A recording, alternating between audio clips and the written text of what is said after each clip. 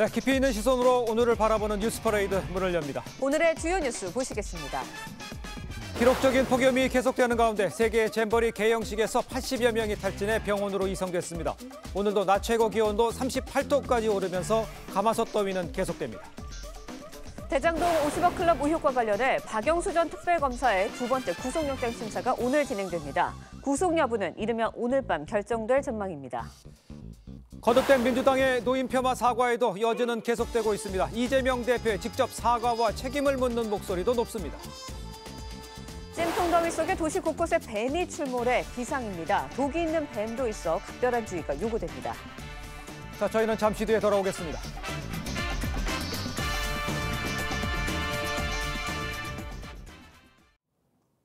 네, 전 세계 4만 3천여 명이 함께하는 이 새만금 잼버리 대회가 극심한 폭염의 개막부터 아주 비상입니다. 온열 질환자 그제 400명 넘게 속출한 데 이어서 어제는 참가자 83명이 탈진해서 병원으로 이송됐습니다. 오늘도 낮 최고 기온 38도까지 오르는 등 가마솥 더위는 이어질 전망입니다. 첫 소식 조유진 기자입니다.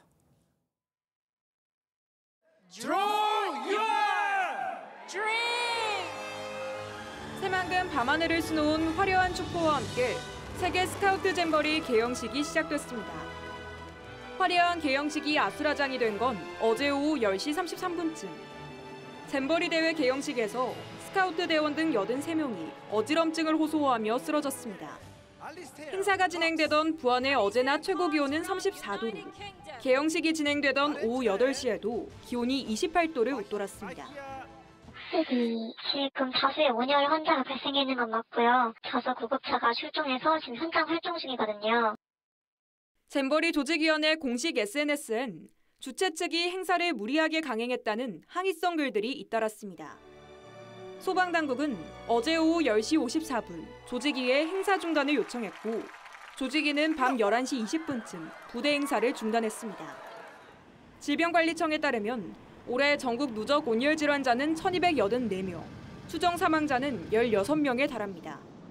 기상청은 오늘 낮 강릉 38도, 서울 35도, 대구와 광주가 36도까지 오르는 등 전국 대부분 지역이 35도를 웃돌 것이라고 예고했습니다. TV조선 조유진입니다. 어제 오후 7시 17분쯤 서울 강서구 등촌동의 10층짜리 오피스텔 외벽에서 불이 났습니다. 이 불로 주민 75명이 대피했고 에어컨 실외기 15대가 탔습니다. 소방당국은 실외기에서 화재가 발생한 뒤 불이 벽면으로 옮겨붙어 번진 것으로 보고 정확한 화재 원인을 조사 중입니다. 서울구치소 수용자 수십 명이 식중독 의심 증상을 보여서 보건당국이 역학조사에 나섰습니다. 서울구치소에 따르면 최근 일부 수용자들이 설사, 복통 등의 증세를 호소해서 간이 검사 결과 장염 비브리오균이 검출된 것으로 드러났습니다. 법무부에 따르면 이후 추가 환자는 없는 것으로 전해졌습니다. 자, 지구촌 곳곳도 기록적인 폭염에 몸살을 앓고 있습니다. 미국 캘리포니아주 모하비 사막에서는 대형 산불로 서울 면적의 절반 이상이 잿더미로 변했습니다. 황정민 기자입니다. 검은색 기둥이 마치 토네이도처럼 휘몰아칩니다. 불길이 회오리 바람을 타고 솟구치는 이른바 불 토네이도입니다. 지난 28일 미국 서부 캘리포니아주 모하비 사막에서 일어난 산불이 확산하면서 곳곳에서 이런 보기 드문 현상까지 나타났습니다. 소방관 400명이 투입됐지만 폭염과 강풍 탓에 아직 30%만 진화됐습니다. 불길은 이미 서울 면적의 절반 이상을 잿더미로 만들고 네바다주까지 번지고 있습니다. It's scary. Fire takes over and you can't control it, especially when it's high winds. 인근 마을에는 대피령이 내려졌고 라스베이거스에는 산불 연기로 인한 대기질 경보가 발령됐습니다. 불길은 캘리포니아주에서 멸종 위기종으로 보호하고 있는 조슈아 나무도 위협하고 있습니다. We're probably going to lose hundreds of thousands of Joshua trees. It will take a lifetime to get those mature, big Joshua tree forests back. 당국은 화재가 사유지에서 시작된 것으로 보고 정확한 원인을 조사 중입니다. TV조선 황정민입니다. 이른바 50억 클럽의 핵심 피의자인 박영수 전 특별검사가 오늘 다시 구속의 갈림길에 서게 됐습니다. 첫 구속영장이 기각된 뒤 한 달여 만에 다시 영장심사에 나서게 된 건데 서울중앙지법에 나가 있는 취재기자 연결해 보도록 하겠습니다. 신유만 기자, 오늘 영장실질심사의 쟁점 무엇입니까? 네, 말씀해 주신 대로 박영수 전 특검은 첫 번째 구속영장이 법원에서 기각된 지 한 달여 만인 오늘 두 번째 구속영장 실질심사를 받게 됐습니다. 검찰은 박 전 특검이 우리은행 이사회 의장으로 재직하던 당시 대장동 팀을 돕고 8억 원을 받았다는 기존 혐의에 더해서 특검 재직 당시에 딸과 공모해서 화천대유로부터 11억 원을 받았다는 청탁금지법 위반 혐의도 적용을 했습니다. 공직자였던 박 전 특검이 생활공동체인 딸을 통해서 약속받은 50억 원 중에 일부를 실현했다고 검찰은 판단하고 있습니다. 검찰은 구속영장 청구서에 박 전 특검의 의도적 증거인멸 정황도 담은 것으로 알려졌습니다. 박 전 특검은 지난 2월 16일 자신의 휴대전화를 망치로 내려쳐 부수기까지 한 것으로 알려졌습니다. 같은 날 공범인 양재식 전 특검보를 만나 대장동 일당 남욱 씨에게 받은 대한변협회장 선거자금 3억 원 등 향후 수사에서 문제가 될 수 있는 부분을 논의한 것으로도 검찰은 파악하고 있습니다. 양 전 특검보의 노트북 컴퓨터도 3월 말 압수수색 직전 포맷이 됐고 사무실의 자료들도 미리 정리됐던 것으로 전해졌습니다. 박 전 특검은 같은 시기 정치권에서 50억 특검론이 불거지고 특검 법안의 패스트트랙 지정을 둘러싼 긴장이 고조되던 시점에 이와 같은 증거인멸 활동에 나섰던 것으로 검찰은 보고 있습니다. 박 전 특검에 대한 구속영장 실질심사는 오늘 오전 10시 반부터 이곳 중앙지법에서 열립니다. 서울중앙지법에서 TV조선 신유만입니다. 자, 전해드린 대로 이른바 이 50억 클럽 의혹을 받고 있는 박영수 전 특검, 잠시 후 영장실질심사를 받습니다. 네, 관련 내용 정혁진 변호사, 이주하 변호사와 함께 자세히 짚어보도록 하겠습니다. 안녕하십니까? 안녕하세요. 네, 반갑습니다. 자, 검찰의 영장 청구서 내에 보면요, 박영수 전 특검이 망치로 휴대전화를 부수는 등 증거인멸을 했다, 이런 정황이 담긴 것으로 전해졌습니다. 법원에서 이 부분에 대해서 이거 상당히 중요한 부분일 것 같은데 어떻게 해석할 수 있을까요? 일단은 형사 재판에서 가장 중요한 증거는요, 자백이에요. 그러니까 본인이 인정한 것보다 더 확실한 증거가 어디 있겠습니까? 그렇기 때문에 자백을 증거의 왕, 킹 오브 에비던스라고 하는데, 그런데 범죄자가 처음부터 자백을 하겠습니까? 그렇기 때문에 옛날부터는 가장 중요했던 증거가 문서였어요. 그런데 지금은 그 문서보다 더 중요한 증거가 뭐냐면 바로 핸드폰입니다. 그렇겠죠. 그런데 그렇게 중요한 증거를 망치로 깨면서까지 인멸했다? 이건 뭔가 구린 것이 있다는 뜻이 아니겠습니까? 그다음에 시점도 애매모호하게 이른바 50억 클럽이라고 한 이야기가 나오자마자 그런 행동을 했기 때문에 뭔가 혐의가 의심이 된다라고 추정할 수 있는 충분한 근거가 있을 것 같다는 생각이 듭니다. 그렇군요. 네, 박 전 특검, 무엇을 숨기고 싶어서 휴대전화를 망치로까지 부수게 된 건가요? 그러게요. 지금 휴대전화에는 온갖 정보가 다 들어있지 않습니까? 그렇습니다.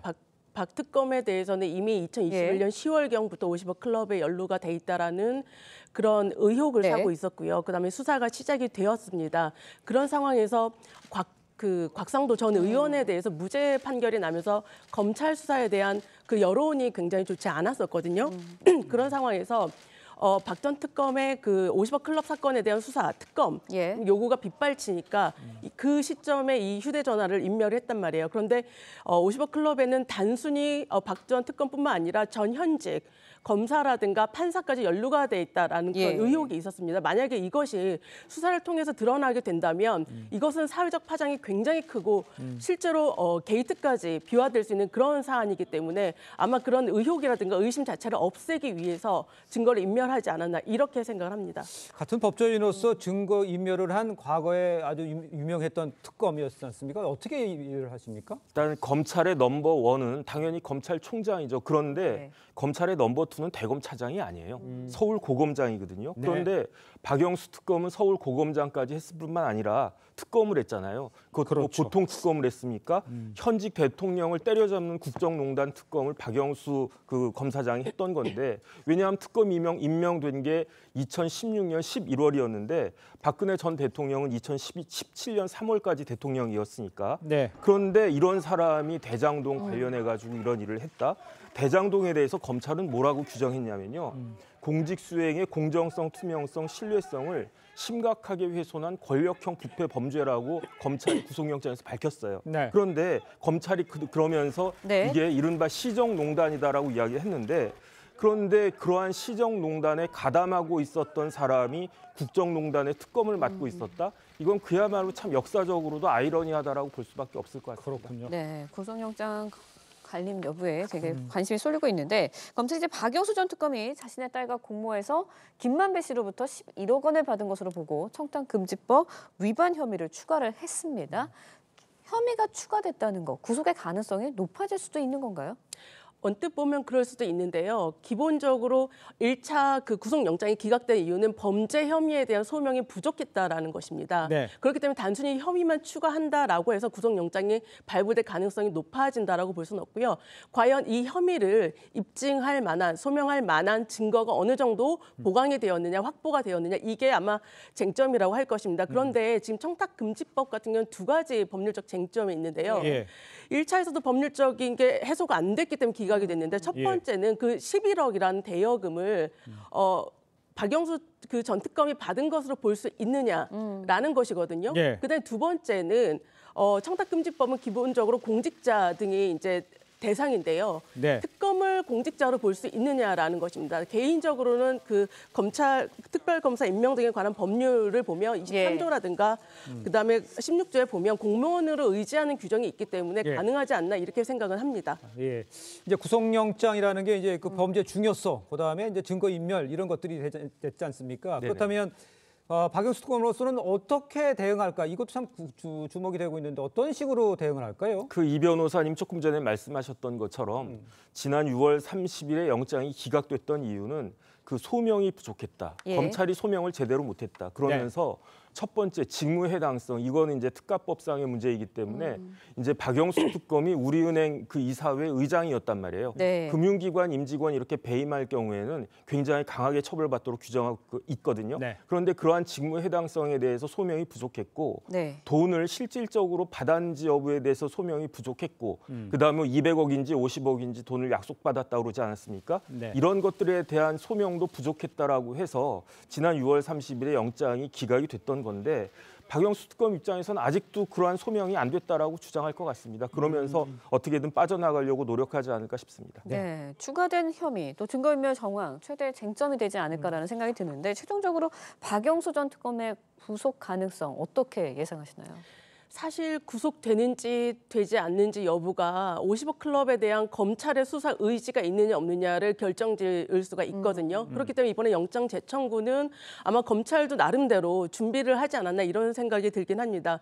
구속영장이 발부가 되기 위해서는 범죄 혐의의 상당성이 우선 인정이 돼야 되고요. 그다음에 재판을 통해서 중형을 선고받을 우려가 있으면 대체로 이제 범인들이 도주를 하잖아요. 그렇기 때문에 도주 우려가 있느냐, 그다음에 증거인멸의 가능성이 있느냐라는 것인데 언론을 통해서 보도된 바에 의하면 증거를 인멸했다라고 검찰은 이제 구속영장에 적시한 것으로 그렇게 보입니다. 그렇다면 결국 범죄 혐의의 상당성인데 지금 한 달 동안 얼마만큼의 수사를 했느냐. 지금 언론 통해서 보도가 되고 있는 것은 청탁금지법과 관련된 것과 그다음에 이제 특경 수재와 관련된 그런 것인데요. 그다음에 대한변협 선거 당시 그 남욱 등으로부터 받았다는 3억 원 이것에 대한 관련자들의 진술이란 말이에요.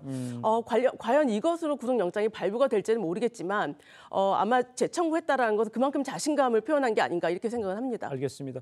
지금 이 변호사께서도 얘기를 해주셨습니다만 지금 이 상황은 그렇다면 이 문제의 50억 클럽 수사 방향을 결정하는데 영장이 청구된 영장 됐냐 안 되냐 이 부분에 대해서 상당히 변화가 있을 수는 있겠네요. 그렇죠. 다른 걸 떠나가지고 검찰의 명예가 달린 상황이에요. 왜냐하면 다른 사람도 아닌 검찰의 최고위직 넘버 2를 지낸 사람에 대해서 혐의가 중대하다라고 해서 영장을 청구를 해놓고 두 번이나 영장이 기각된다라고 하면 둘 중에 하나 아니겠습니까? 검찰 입장에서는 무능하거나 아니면 봐주거나. 근데 둘 다 말이 안 되는 거니까. 그런데 만약에 오늘이나 이제 내일 새벽이나 영장이 발부가 된다라고 하면 이번 50억 클럽에 있어서 하이라이트는 제가 봤을 때 박영수 특검이 아니에요.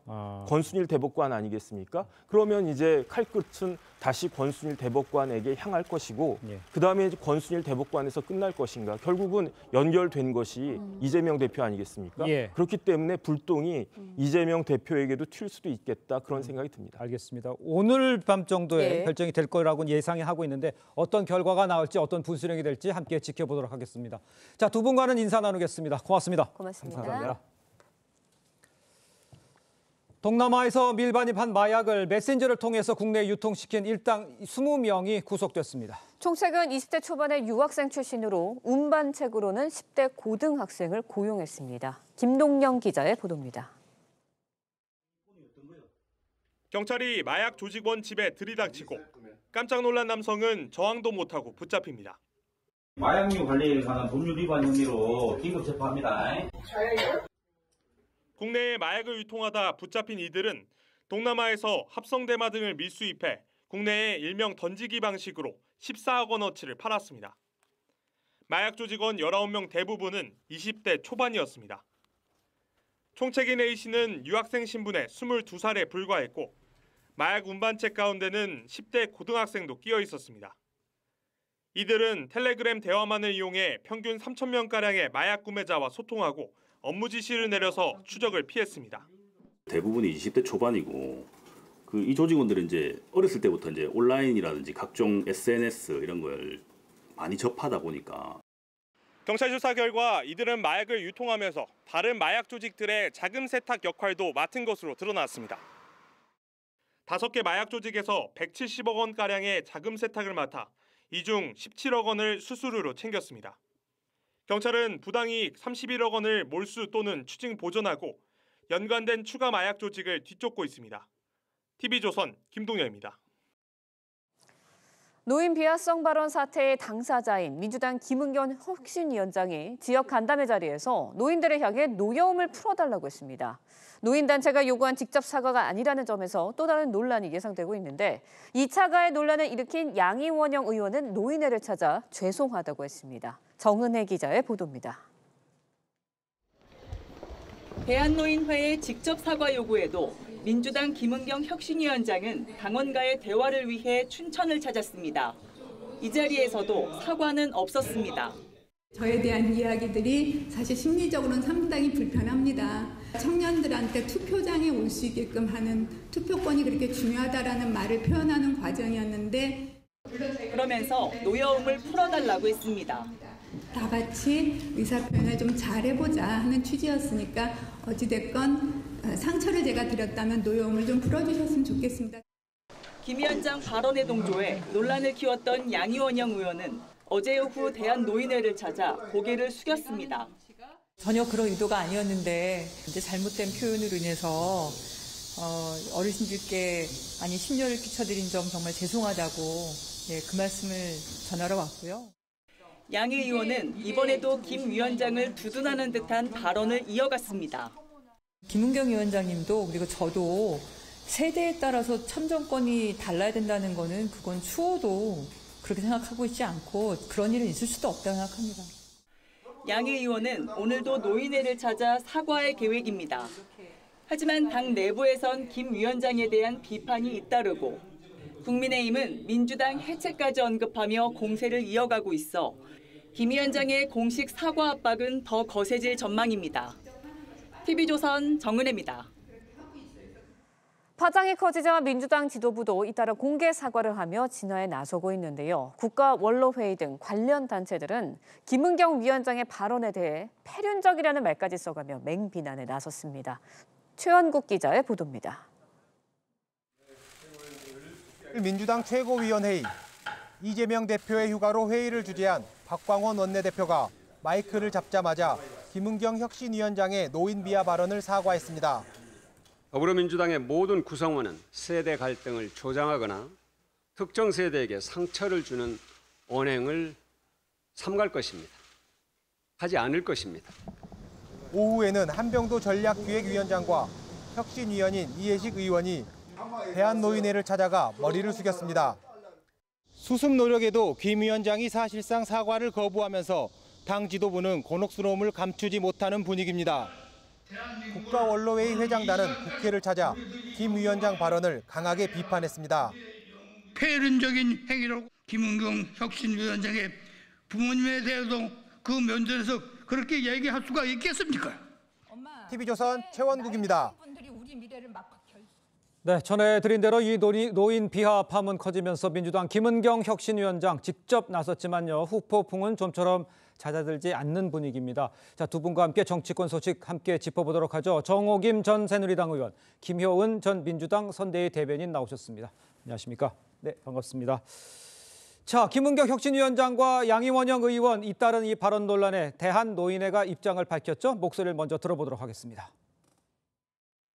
더불어민주당의 김은경 혁신위원장께서 노인에게 투표권을 제한하는 그런 의미로 발언을 한 망발을 했는데 거기다가 양이원영 의원마저도 노인 세대는 나중에 살아있지도 않을 사람인데 그 사람이 투표해가 되느냐 이런 망발을 했습니다. 대한노인회로 와서 정식으로 경의를 해명하고 사과를 하기를 바라고 일단 시청자 여러분도 보셨습니다만 노인의 측의 반응 좀 격앙됐다 이렇게 이해는 할 수 있을 것 같아요.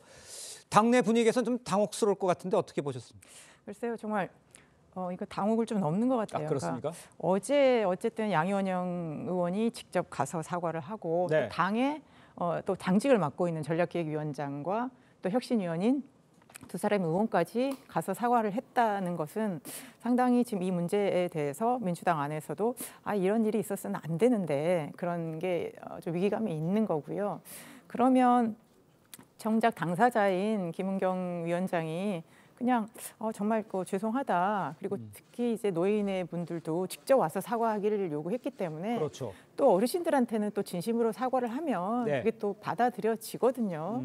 그런데 그런 거 직접 없이 뭐 노여움을 풀어달라 이렇게 해버리면 정작 본인이 숙이고 사과하는 게 아니라 상대에게 좀 뭔가를 어떤 행위를 해달라 이렇게 들리기도 해서 약간 아다르고 어다른 그런 게 있는데요. 네. 저는 그냥 김은경 위원장이 뭐 그냥 일단 이거를 사과하는 것이 저는 수습의 가장 빠른 길인 것 같습니다. 알겠습니다. 당사자가 직접 사과해야 된다 이렇게 말씀하신 것 같은데 지금 지도부가 지금 나서서 몸을 낮춘 자세를 좀 보이고 있는 상황이죠. 지금까지 이제 지도부가 먼저 나서서 수습을 하려는 이 모양새를 어떻게 이해를 하십니까? 지금 당내에서도 본인이 직접 사과해야 되지 않느냐라는 이야기가 나올 정도로 지금 잘 못하고 있는 것이죠. 그리고 민주당은 오래 전부터 노인 폄훼 발언으로 완전히 지금 거의 인식이 되는 그런 측면이 있습니다. 네. 그래서 2004년 총선 때 정동영 당시 대표 노인은 집에 가서 좀 쉬시라 뭐 이런 얘기도 했었고요. 그렇죠. 그다음에 언제였더라? 김용민 후보라고 또 노인들 투표하지 못하게 지하철에서 계단으로 오르내리게 하라 뭐 이런 식의 폄훼 발언을 해가지고 사실은 민주당 내 노인위원회 위원장이 지난 대선에서 0.73%로 석패한 이유 중에 하나가 노인표가 국민의힘 쪽으로 몰렸기 때문이다. 이렇게 자체 진단도 했었거든요. 네. 지금 우리나라 노인 유권자가 950만, 1000만을 육박한데요. 굉장한 숫자입니다. 예. 그런 상황에서 저런 설화를 했으면 당사자가 직접 가든지 아니면 지금 원내대표가 나서고 있는데 실제로 김은경 혁신위원장을 위촉한 사람은 또 당대표잖아요. 물론 휴가 중이긴 하지만 멀리 휴가를 간 것도 아니고 그러다 보니까는 수수책으로 잘하고 있다는 평가를 지금 못 받고 있는 상황입니다. 알겠습니다. 자, 김은경 위원장 어제 이제 춘천 간담회에서 발언 논란에 대해서 다소 애매한 말을 했습니다. 어느 정도 애매한지 직접 들어보시죠. 다 같이 의사표현을 좀 잘해보자 하는 취지였으니까 어찌됐건 상처를 제가 드렸다면 노여움을 좀 풀어주셨으면 좋겠습니다. 저도 곧 60입니다.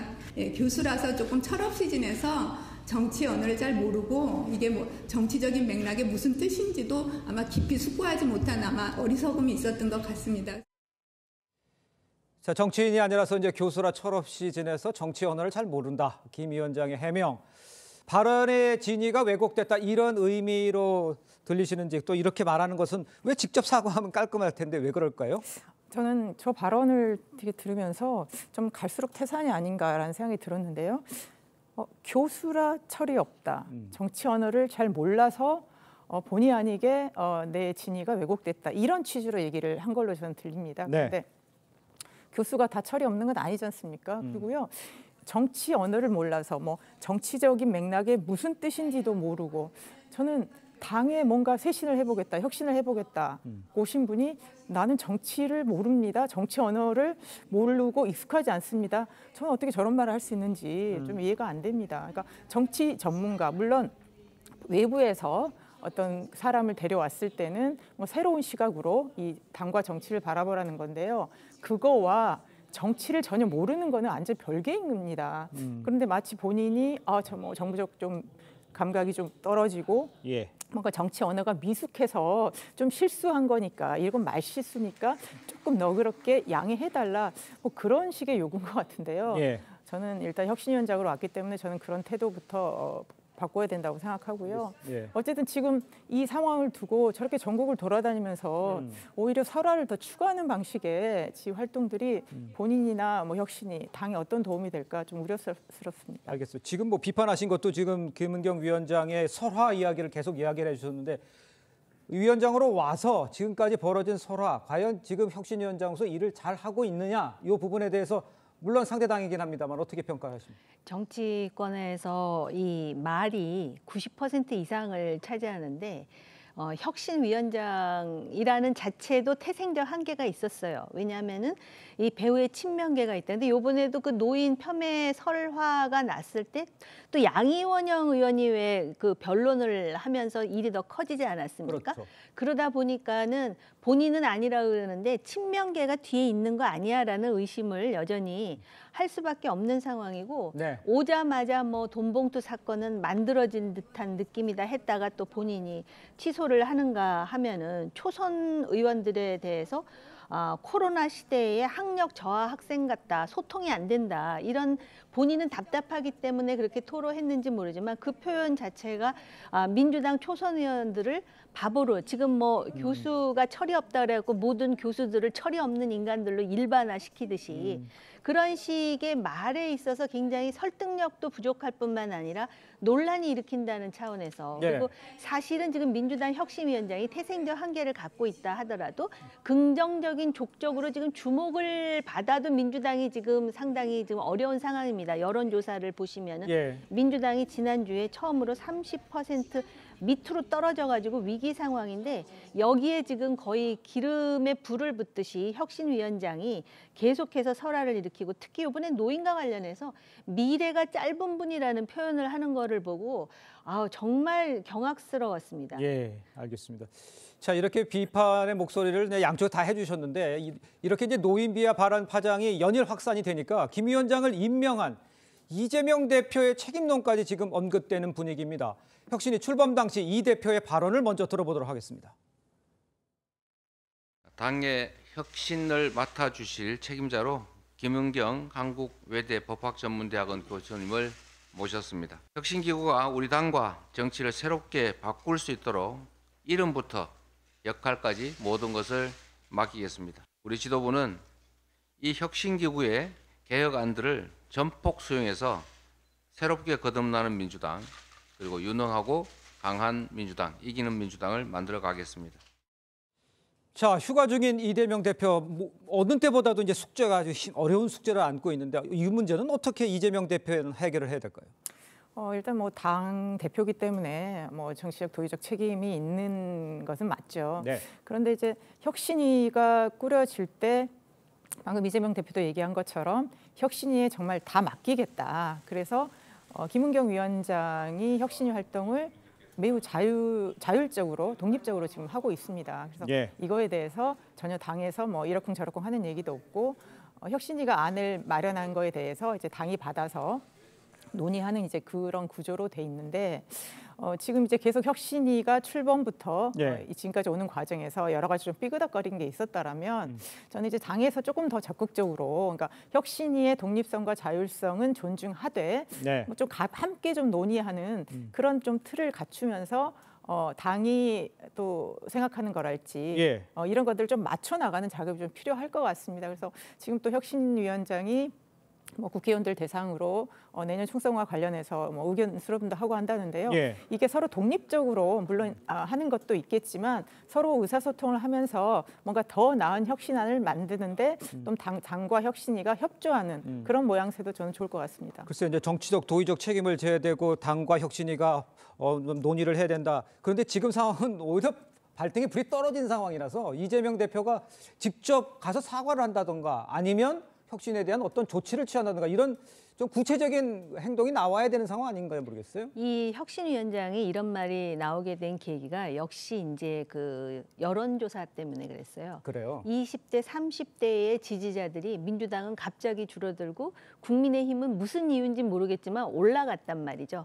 그러다 보니까 청년 자담회에 가서 그 사람들에게 소구력을 줄 수 있는 발언을 한다고 했던 말이 노인은 미래가 짧다서부터 시작해갖고 정말 받아들일 수 없는 발언을 했거든요. 예. 근데 지금 혁신위가 독립적, 중립적 그러는데 과연 비명계 정치인들도 혁신위가 독립적, 중립적이라고 생각할까에 더해서 예. 지금 김은경 위원장의 발언은 상당히 자율적으로 자기 맘대로 하는 것 같아요. 근데 그게 더 이재명 대표에게 부담을 주기 때문에 네. 제가 볼 때는 이재명 대표 입장에선 본인이 이 부분에 대해서 사과를 해야 될 뿐만 아니라 예. 오히려 다른 더 큰 이슈로 이 혁신위 문제를 덮으면서 오히려 그 민주당에 대한 주목도를 다른 이슈로 만들어 나가는 방법 외에는 지금 대안이 있을까 싶을 정도로 그리고 혁신위의 이름이 김은경 혁신위원회 아니에요? 그럼 김은경 혁신위원회 김은경 할 때마다 미래가 짧은 노인 이 생각 안 나겠습니까? 그런 차원에서 상당히 이거는 지금 거의 패착이다라고 폄훼할 수 있을 정도로 평가가 인색할 수밖에 없는 상황입니다. 네, 아주 말씀하신 대로 평가 아주 인색한데 잘 시청자 여러분 한번 되돌아보죠. 이래경 혁신위원장도 문제가 있었습니다. 기억을 하실 겁니다. 후임인 김은경 혁신위원장 지금 이런 설화에 계속 휘말리고 있는 상황. 이런 상황이다 보니까 이 상황에 대해서 이 대표가 책임을 피할 수 없는 어려운 상황이다. 어떤 좀 결정을 내려야 된다. 그냥 무슨 모여서 화합한다. 이 정도 가지고는 안 된다. 이런 지적에 대해서는 어떻게 생각하십니까? 그러니까 뭐 당대표였기 때문에 당대표이니까 이거에 대한 책임 분명히 있죠. 그런데 두 번째 이제 김은경 혁신위원장을 선임할 때 상당히 어려운 과정들이 있었습니다. 민주당의 지금 혁신위원장으로 정말 이렇게 선뜻 모실 만한 그런 분들이 많지 않은 상황이었고요. 민주당 네. 상황도 그렇고 전반적인 정치 지형이 어렵기 때문에 이제 김은경 위원장을 어렵게 모셨고 그분이 굉장히 의욕적으로 시작을 했기 때문에 뭐 혁신위가 출범의 한계는 뭐 갖고 있었지만 예. 그래도 김은경 위원장과 위원들은 나름 열심히 하려고 노력을 했던 것 같습니다. 그리고 지금도 이제 혁신위가 어느 정도 이제 기한이 있는 것이고요. 그리고 최종적으로 안을 만들어서 또 발표를 하고 당에 제안을 한다고 하니까 어쨌든 지금 이렇게 출범한 혁신위를 여기에서 뭔가 뭐 이게 어떤 성과를 걷지 못하고 이렇게 할 수는 없거든요. 그래서 어쨌든 혁신이라는 게 목표가 있기 때문에 네네. 혁신위는 최대한 본인들의 노력을 하는 거고요. 당에 도움이 되는 혁신안을 내놓고 저는 이렇게 잘 마무리하는 것이 지금 혁신위가 가야 될 길인 것 같습니다. 그렇다면 그 무한 책임 있는 이재명 대표가 직접 노인을 찾아 사과하는 방법은 어떻게 생각하십니까? 요구를 하고 있는데 노인회에서. 뭐 지금 박광원 원내대표가 또 오늘 사과하러 간다고 하니까요. 그러니까요. 예. 뭐 박광원 원내대표 정도로 사과를 하면 어쨌든 민주당의 그런 입장이나 진정성은 저는 충분히 전달이 될 거라고 생각합니다. 그리고 김은경 위원장 당사자가 하는 것이 가장 바람직하다고 봅니다. 그렇죠. 자, 이재명 대표요. 본인의 사법 리스크도 지금 여러 가지 말들이 나오고 있는 상황이죠. 김 위원장 설화 문제까지 지금 불거진 상황. 이런 상황에서 리더십이 얼마나 좀 위기를 맞고 있는 상황이로 어느 정도로 평가를 하시는지를 좀 듣고 싶어요. 사실은 이재명 대표 자체의 사법 리스크가 가장 큰 위기예요. 네. 근데 이 위기를 혁신위의 혁신으로서 조금 이렇게 정도 레벨을 좀 낮춰도 지금 부족한 판에 오히려 이렇게 잔잔하게 계속 불을 때우고 있는 상황입니다. 김은경 혁신위원장이. 지금 이재명 대표로서는 지금 이화영 전 부지사가 이제 재판부에서 어떤 발언을 할지 이게 지금 초유의 관심사인데다가 혁신이라는 게 애초에 존재 근거가 바로 돈봉투하고 코인 사태였거든요. 네. 근데 돈봉투라든지 지금 김남국 의원의 코인 문제가 전혀 가라앉히지 않았어요. 그리고 민주당이 혁신된다라는 인식을 아직까지 주지 못한 상황에서 예. 지금 또 어떤 얘기가 나오냐면은 결국 이재명 대표가 이제 뭐 10월 내지는 12월에 사퇴한다라는 얘기까지 나오고 심지어는 뭐 김두관 의원이 그 자리를 대신할 것이다.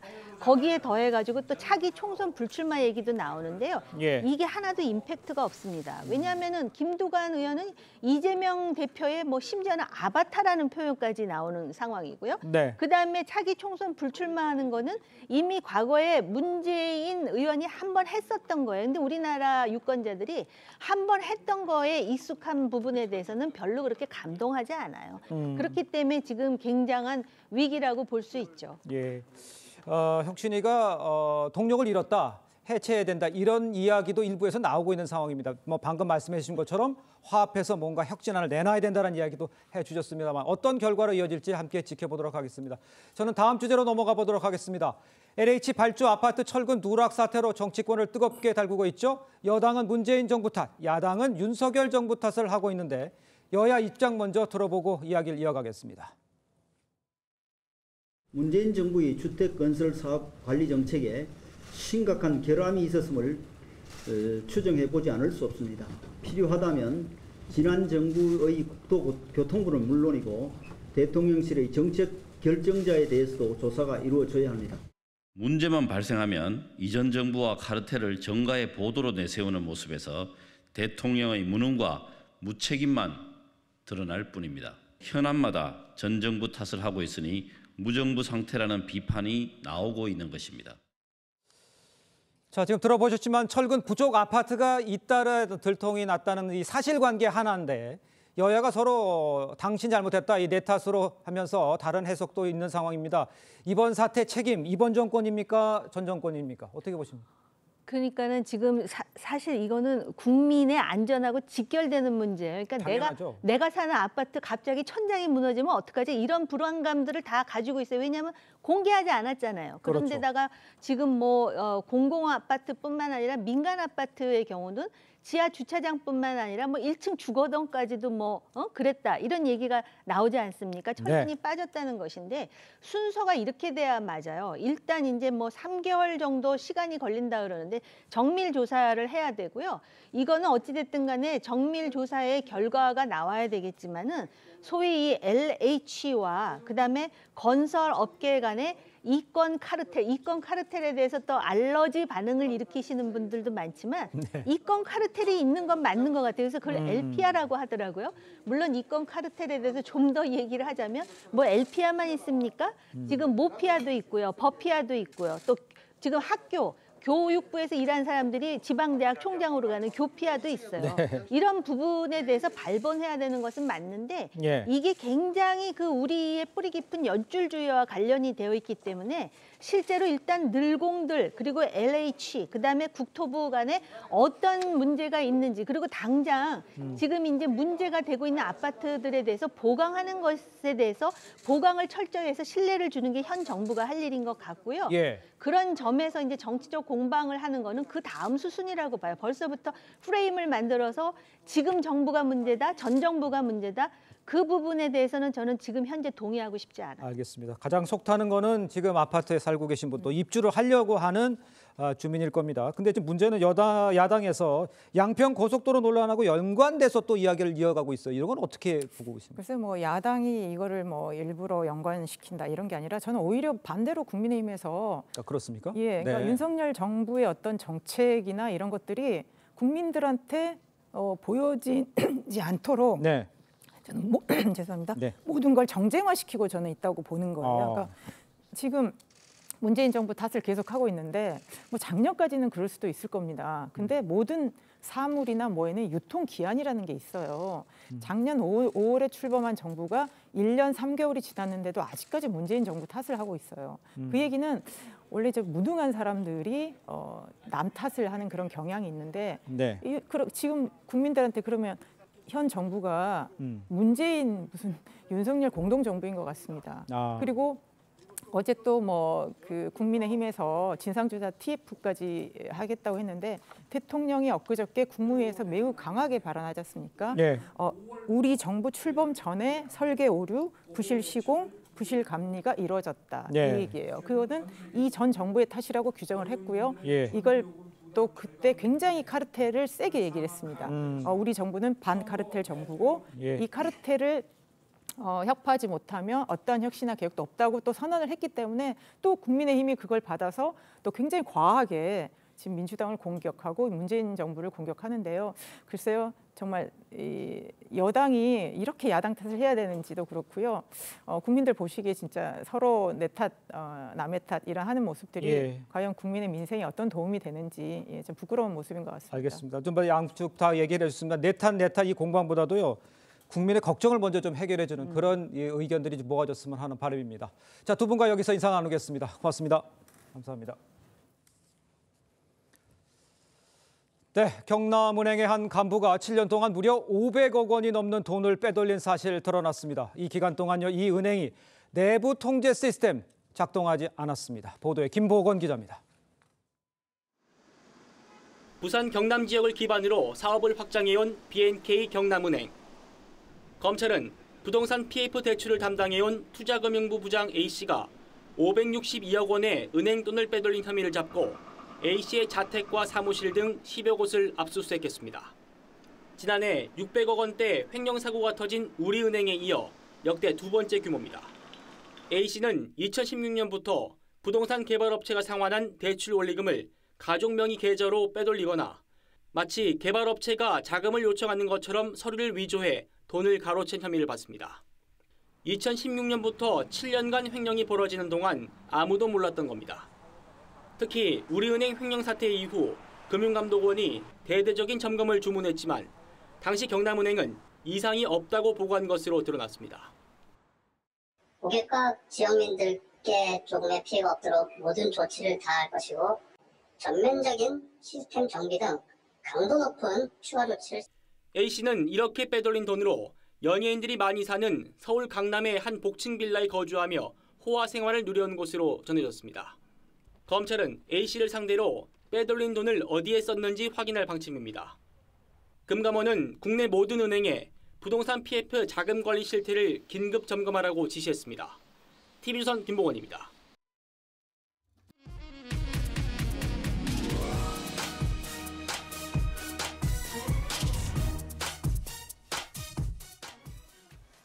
폭염에 바닷물도 뜨거워지고 있습니다. 일부 해역의 수온이 일주일째 28도를 넘어서며 고수온 경보가 확대되고 있습니다. 김태준 기자의 보도입니다. 완도 앞바다의 한 가두리 양식장입니다. 폭염에 작업을 중단했고 물고기 먹이 공급도 하루 2번으로 줄였습니다.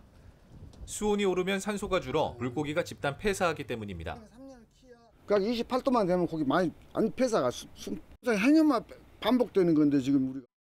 바닷물 표면 온도를 직접 재보니 수온이 계속 오르더니 34도까지 치솟습니다. 물속은 수온이 더 낮아지기는 하지만 여수 여자만 앞바다는 일주일째 28도를 웃돌고 있습니다. 지난달 28일 서해안과 남해안에 고수온주의보가 처음 내려졌고 일부 해역은 사흘 만에 고수온 경보로 격상됐습니다. 장마의 영향으로 고수온주의보 발효 시기는 지난해보다 20일 늦었지만 수온이 오르는 기간은 지난해보다 훨씬 빨랐습니다. 하지만 양식장 그늘막을 치는 것 외에는 손쓸 방법이 없습니다.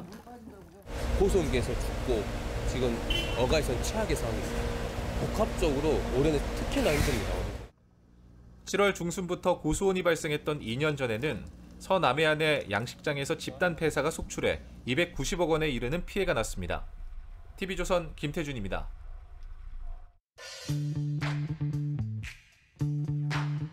네, 렌즈에 담긴 그 순간 그 의미를 짚어보는 시간이죠. 사진 기자가 선택한 아침의 한 장입니다. 오늘은 조선일보 사진부 고운호 기자와 함께 합니다. 안녕하세요. 안녕하십니까. 오늘 아침에 볼 사진 어떤 건가요? 네, 오늘 볼 사진은 충남의 한 서당에서 훈장님이 학생에게 시원하게 등목을 시켜주는 장면입니다. 폭염 속 체감온도가 35도에 육박하면서 전 국민이 힘겨워하고 있습니다. 사람들은 물과 시원한 곳을 찾아 각자의 방식으로 더위를 이겨내고 있는데요. 현장의 사진들 함께 보시죠. 충남 논산의 양지서당. 여름 캠프에 참가한 학생이 등목으로 더위를 날립니다. 전국 부안군 새만금 일대 잼버리 야영장. 개막 첫날부터 온열 질환자가 다수 나왔는데요. 더위에 지친 대원들이 수도가에서 목을 축이고 있습니다. 인천국제공항 출국장은 어르신들의 무더위 휴식처가 되었습니다. 냉방시설이 잘 갖춰진 강남 코엑스 별마당 도서관은 어느 때보다 인기입니다. 여의도 한강공원 물빛광장은 밤이 되면 조명과 어우러진 물놀이가 가능합니다. 네, 폭염을 피하는 방법 참 다양한데요. 취약계층의 경우 더위 속에 유독 힘든 여름을 보낼 것 같네요. 네, 그렇습니다. 취약계층의 상황은 많이 열악합니다. 용산 동자동 쪽방촌.